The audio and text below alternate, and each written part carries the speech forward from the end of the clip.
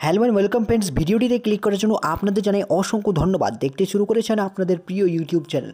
তো বন্ধুরা, দীর্ঘ প্রতীক্ষার অবসান, অবশেষে চুক্তিভিত্তিক আশা অঙ্গনওয়াড়ি কর্মীদের বেতন বৃদ্ধির ঘোষণা করল পুজোর আগেই ঘোষণা সরকারের।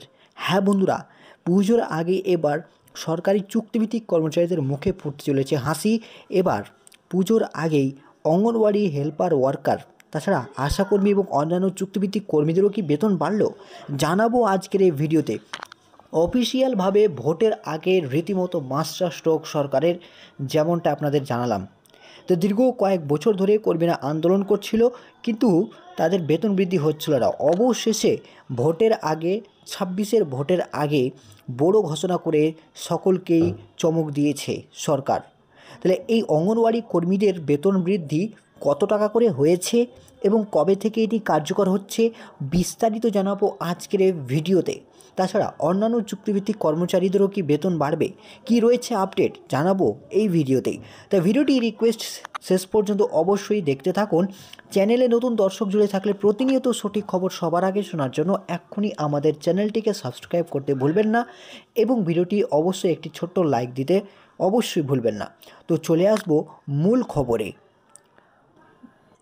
দেখুন বন্ধুরা, হেডলাইন্সে কি বলা হয়েছে, ইতিমধ্যেই খবরটি পত্রিকায় প্রকাশিত হয়েছে।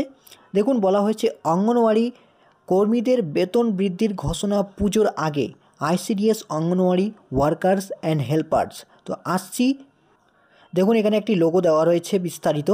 দেখুন বন্ধুরা, কি বলা হয়েছে যে এই সিদ্ধান্ত রীতিমতো কার্যকর হতে চলেছে এবং এই সিদ্ধান্ত সম্মানিত শিশু উন্নয়ন পরিষেবা আইসিডিএস প্রকল্পের আওতায় কর্মরত প্রায় 1.20 অর্থাৎ 1,20,000 অঙ্গনওয়াড়ি কর্মী ও সহায়িকাদের উপকারে আসবে।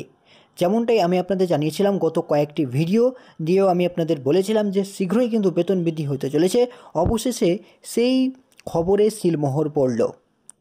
দেখুন পরবর্তীতে কি বলা হয়েছে, অঙ্গনওয়াড়ি কর্মী ও সেবিকাদের বর্তমান মাসিক বেতন 7,000 টাকা থেকে বাড়িয়ে এবার 9,000 টাকা করা হয়েছে এবং অঙ্গনওয়াড়ি সহায়িকাদের মাসিক বর্তমান বেতন 4,000 টাকা বাড়িয়ে 4,500 টাকা করা হয়েছে।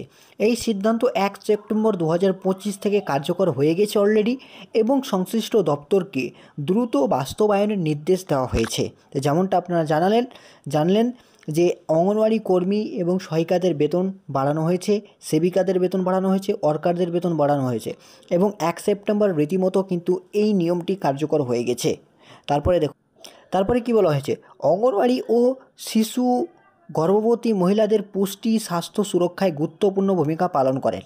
তাদের অবদানের স্বীকৃতিস্বরূপ এই সম্মাননী বৃদ্ধির ঘোষণা। এই পদক্ষেপের ফলে তাদের মনোবল বৃদ্ধি পাবে এবং শিশুর কল্যাণমূলক পরিষেবার মান আরও উন্নত হবে বলে আশা করা হচ্ছে।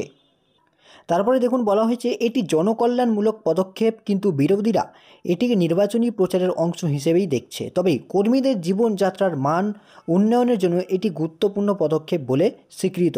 দেখুন তারপর বলা হয়েছে অঙ্গনওয়াড়ি কর্মী ও সহায়িকারা এই সিদ্ধান্তে খুশি এবং তারা মনে করেন এই বেতন বৃদ্ধি তাদের কাজের গুণগত মান উন্নত করতে সহায়তা করবে, পাশাপাশি তাদের জীবনের আর্থিক স্থিতিশীলতা আসবে বলে প্রত্যাশা করা হচ্ছে। এই বেতন বৃদ্ধির সিদ্ধান্ত বিহারের অঙ্গনওয়াড়ি কর্মী ও সহায়িকাদের জন্য একটি বড় সুযোগ। এর ফলে তারা আরও উৎসাহিত হয়ে তাদের গুরুত্বপূর্ণ কাজ চালিয়ে যেতে পারবেন। সরকারের এই উদ্যোগ দেশের সামাজিক সুরক্ষা ব্যবস্থাকে শক্তিশালী করার দিকে এগিয়ে যাবে। তো যেমনটা আপনারা জানলেন যে এই ঘোষণাটি করা হয়েছে মূলত বিহার সরকারের অধীনে, অর্থাৎ বিহারের অন্তর্গত যেসব অঙ্গনওয়াড়ি হেল্পার ওয়ার্কার রয়েছেন তাদের এই সিদ্ধান্ত নেওয়া হয়েছে। তাদের বেতন 7,000 টাকা থেকে 9,000 টাকা করা হয়েছে, ওয়ার্কারদের এবং হেল্পারদের 4,500 থেকে 4,000 থেকে 4,500 টাকা করা হয়েছে। তো এই নিয়ে অফিসিয়াল বিজ্ঞপ্তি প্রকাশিত হয়েছে। তবে দেখুন কি বলা হয়েছে, বর্তমানে প্রায় 1.15 লক্ষ অঙ্গনওয়াড়ি কেন্দ্র রয়েছে এবং এই কেন্দ্রে প্রায় 1,05,000 কর্মী সহায়িকা নিয়োজিত আছেন। নতুন সিদ্ধান্তের আওতায় মোট 2,10,000 অর্থাৎ 10,000 কর্মী সহায়িকা বেতন বৃদ্ধির সুবিধা পাবেন। গত বছরেও সরকার অঙ্গনওয়াড়ি কর্মীদের বেতন বৃদ্ধি করেছিল, তবে এবার বেতন বৃদ্ধির পরিমাণ আগের তুলনায় অনেক বেশি। বিশেষ করে নির্বাচনী সময়ে এই সিদ্ধান্ত সামাজিক কল্যাণমূলক পদক্ষেপ হিসেবেই গুরুত্বপূর্ণ বলে মনে করা হচ্ছে। তো বন্ধুরা, এখন প্রশ্ন হচ্ছে যে পশ্চিমবঙ্গে কি এই কর্মীদের বেতন বৃদ্ধি হয়েছে? তবে জানিয়ে রাখি যে পশ্চিমবঙ্গের আইসিডিএস এবং আশাকর্মীদের ইতিমধ্যেই বেতন বৃদ্ধি করা হয়েছে কিছুদিন আগেই, আপনারা জানেন লোকসভা ভোটের আগে। এবার যে আপডেট উঠে আসছে যে অঙ্গনওয়াড়ি কর্মীদের কিন্তু আমাদের পশ্চিমবঙ্গে তাদের একটা বেতন বৃদ্ধি না হলেও একটা ইনসেনটিভ দেওয়া হচ্ছে। অর্থাৎ তারা যে পোষণ ট্র্যাকারের মাধ্যমে অ্যাপের মাধ্যমে যে ডিজিটাল মাধ্যমে তারা অনলাইনে বিভিন্ন ধরনের কাজ করে থাকেন, প্রকল্পের কাজ করে থাকেন, সার্ভিস করে থাকেন, তারপরে হচ্ছে বিভিন্ন ধরনের আরও যে সব কেন্দ্রীয় এবং রাজ্য সরকারের প্রকল্পগুলি আসছে সেসব তারা করে থাকেন বাড়ি বাড়ি গিয়ে অ্যাটেন্ডেন্স এসব অ্যাপের মাধ্যমে করতে হয় তাদের, এবং এরই ফলস্বরূপ তাদের একটা উৎসাহ ভাতা বা ইনসেনটিভ দেওয়া হচ্ছে মাসিক 500 টাকা করে। অর্থাৎ ইতিমধ্যেই যে রিপোর্ট প্রকাশিত হয়েছে জানুয়ারি, ফেব্রুয়ারি, মার্চ, এপ্রিল, মে, জুন পর্যন্ত, অর্থাৎ 1 থেকে 6 মাস পর্যন্ত কর্মীরা এই উৎসাহ ভাতা পাবেন।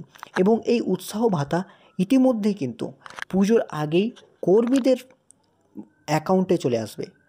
এবং বোনাস নিয়ে যা খবর আছে আপনাদের জানেন কি, যে রাজ্যের অস্থায়ী চুক্তিভিত্তিক কর্মী হোক বা স্থায়ী কর্মচারী হোক, সকল কর্মীরাই কিন্তু এই বোনাস পাবেন।